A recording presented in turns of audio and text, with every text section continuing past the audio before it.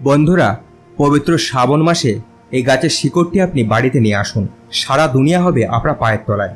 আর কারোর বাপের ক্ষমতা নেই আপনাকে ধর্মার হওয়া থেকে আটকাতে। বন্ধুরা, এই চ্যানেলে সেই তথ্যই আপনাদেরকে জানানো হয় যে তথ্য সম্পূর্ণ সত্য। আপনাদেরকে সেই তথ্য সম্পর্কে আমি জানাই যে তথ্যগুলি জেনে আপনারা কিছু উপকৃত হন।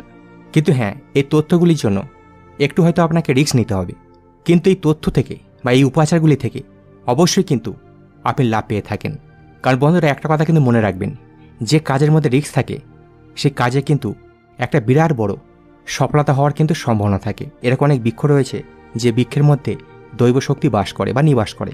তো সেই গাছের যদি মূল আপনি বাড়িতে নিয়ে আসেন, তাহলে কিন্তু আপনি যে কোনো ব্যক্তিকে আপনার গোলাম করতে পারেন। কথার অর্থ হচ্ছে আপনি আপনার বশে তাকে কিন্তু করতে পারেন। আর তার সাথে সাথে আপনি মাতা লক্ষ্মীকেও বাড়িতে আকর্ষিত করতে পারেন। আর মাতা লক্ষ্মী যদি আপনার উপরে প্রসন্ন হন এবং আপনার বাড়িতে যদি থাকে, তাহলে আপনার অবশ্যই কিন্তু অর্থ লাভ তো হবেই। বন্ধুরা, এই সমস্ত তথ্য আপনাদেরকে জানানোর উদ্দেশ্যই কিন্তু একটাই, যাতে এই তথ্যগুলি থেকে আপনি কিছু উপকৃত হন বা উপকৃত হতে পারেন। তো বন্ধুরা, কাক চণ্ডীশ্বর কল্পতন্ত্রতে 28 দিব্য ঔষধের কিন্তু তথ্য সম্পর্কে জানানো হয়েছে। আর এগুলি বন্ধুরা ভগবান শিব মাতা পার্বতীকে জানিয়েছিলেন। আর সেই বৃক্ষের মধ্যেই এমন কিছু বৃক্ষের সম্পর্কে আজকের এই ভিডিওতে আপনাদেরকে জানাবো, যে বৃক্ষটি বন্ধুরা বাড়িতে নিয়ে আসবেন। যত প্রকার বৃক্ষ রয়েছে সমস্ত গাছের মধ্যে একটা দৈব শক্তি নিবাস করে বা দৈব শক্তি চলে আসে। যেগুলো নিম্নবর্তী গাছ রয়েছে সেগুলি বাদ দিয়ে বাকি সমস্ত বৃক্ষের মধ্যেই কিন্তু এই শক্তি চলে আসে। বিশেষ করে যে বৃক্ষগুলি বৃক্ষের মধ্যে পড়ে, আপনি কিছু করুন বা নাই করুন, যদি আপনার দম থাকে, যদি আপনার হিম্মত থাকে, তাহলে আপনি এই গাছের বৃক্ষ ছিঁড়ে নিয়ে আপনার বাড়িতে চলে আসুন। বন্ধুরা, আপনি জীবনে যা চাইবেন আপনি তাই পাবেন। পৃথিবীর সমস্ত মানুষকে আপনি আপনার গোলাম করতে পারেন এবং মাতা লক্ষ্মীকে আপনি আকর্ষিত করবেন।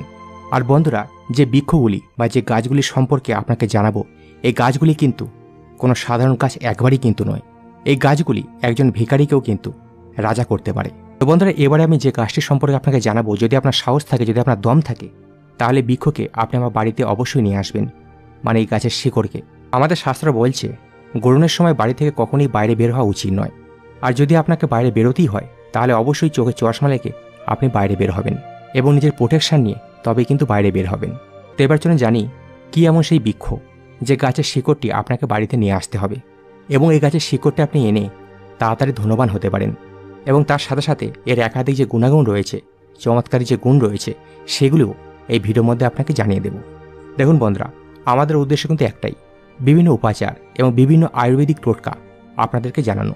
বন্ধুরা, আলোচনা শুরু করার আগে আপনাদের কাছে ছোট্ট একটা অনুরোধ, আপনি যদি এখনও পর্যন্ত চ্যানেলটিকে সাবস্ক্রাইব না করে থাকেন, তাহলে সাবস্ক্রাইব করে পাশের বেল আইকনটি অবশ্যই অল করে নেবেন।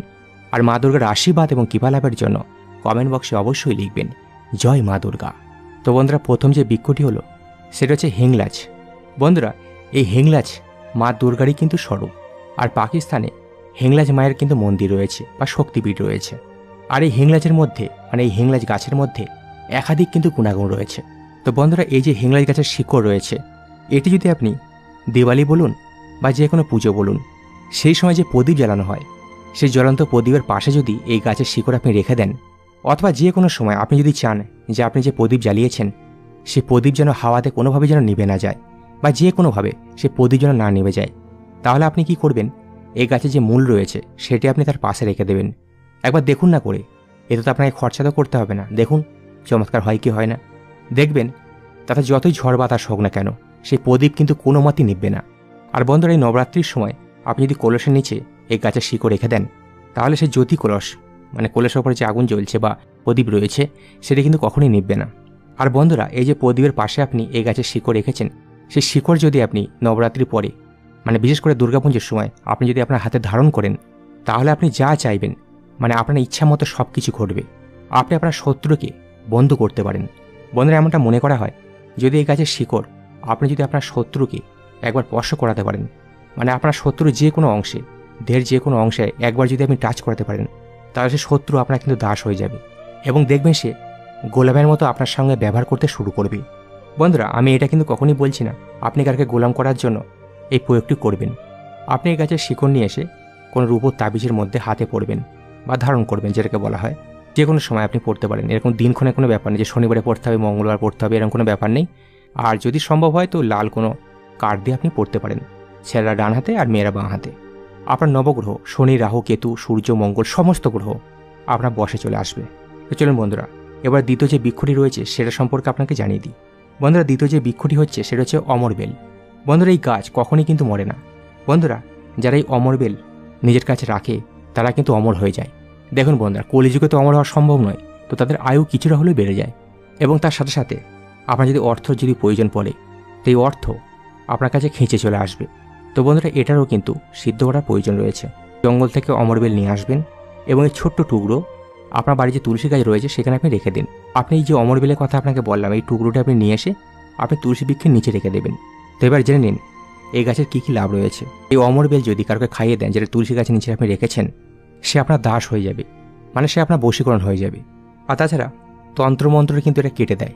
যেমন ধরুন, আপনার বাড়িতে কেউ তন্ত্রমন্ত্র করেছে, ভূত পেতে বাধা রয়েছে, বা নেগেটিভ শক্তি হয়তো অত্যন্ত আপনাকে সমস্যা করছে বা আপনার পরিবারের মধ্যে সমস্যা সৃষ্টি করছে, তো যার মধ্যে এই সমস্যাটা হচ্ছে তাকে আপনি এটি খাইয়ে দিন, দেখবেন সম্পূর্ণভাবে এই সমস্ত কিছু কিন্তু কেটে যাবে। তো বন্ধুরা, তৃতীয় হচ্ছে পাগলামো। মানে অনেক মানুষ হয় না যে মাথার ঠিক নেই, উল্টোপাল্টা বকে, তো তাদের জন্য বন্ধুরা একটা ছোট্ট টুকরো অমরবেল সে ব্যক্তিকে খাইয়ে দিন। যে কোনো দিন বালিশের নিচে রেখে আপনি ঘুমান, আর আপনি মনে মনে কল্পনা করুন শুয়ে শুয়ে যে আপনি ভূত ভবিষ্যৎ আপনি দেখতে পাচ্ছেন। দেখবেন আপনি ভূত ভবিষ্যৎ সব কিছু দেখতে পাবেন।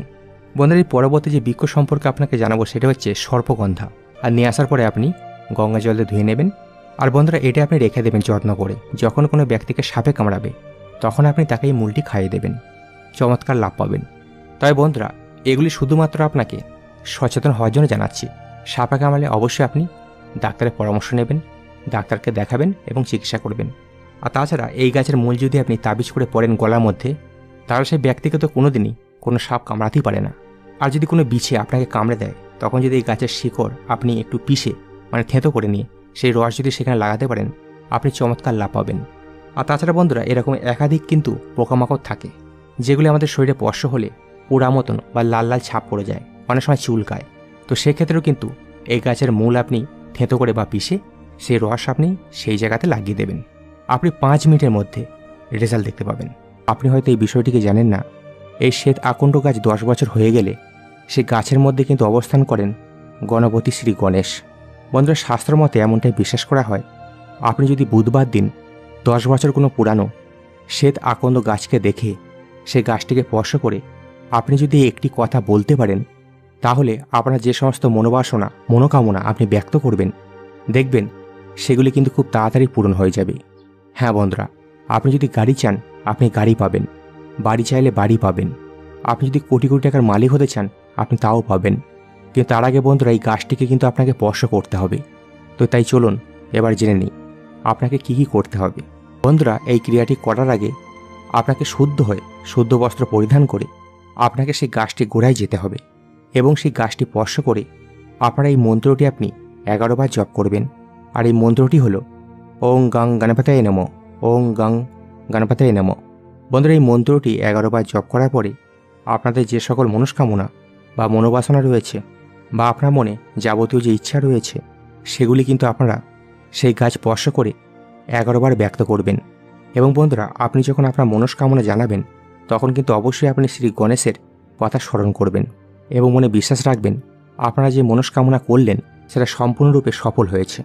আর বন্ধুরা, এই উপাচারটি করার পরে আপনি সেখান থেকে চলে আসবেন। বন্ধুরা, একই সঙ্গে আপনাদেরকে এটাও জানিয়ে রাখি, আপনার বাড়িতে যদি এই শ্বেত আকণ্ড গাছ যদি না থেকে থাকে, তাহলে আপনার বাড়িতে একটি এই শ্বেত আকণ্ড গাছ অবশ্যই কিন্তু লাগাবেন।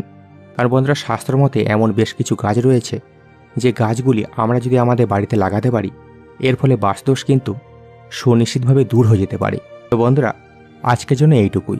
তথ্যগুলি যদি ভালো লেগে থাকে তাহলে অবশ্যই ভিডিওতে একটি লাইক করবেন এবং আপনজনের উদ্দেশ্যে অবশ্যই শেয়ার করবেন। আর হ্যাঁ, আপনি যদি এখনও পর্যন্ত চ্যানেলটিকে সাবস্ক্রাইব না করে থাকেন, তাহলে সাবস্ক্রাইব করে পাশের বেল আইকনটি অবশ্যই অল করে নেবেন। ধন্যবাদ।